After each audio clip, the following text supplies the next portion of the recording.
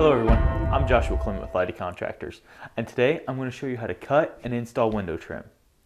For this, we're going to be using a couple different tools.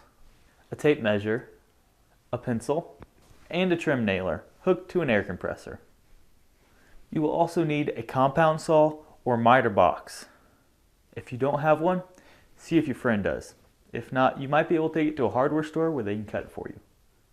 Measure the inside vertical of your windows.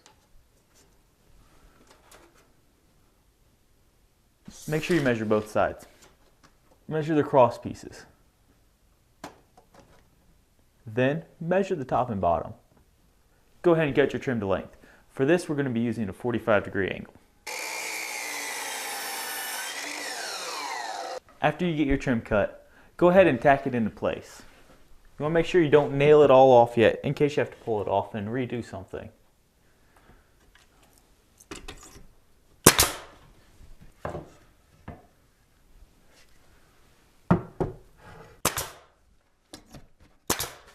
After you're sure you have a good fit, go ahead and nail it all off.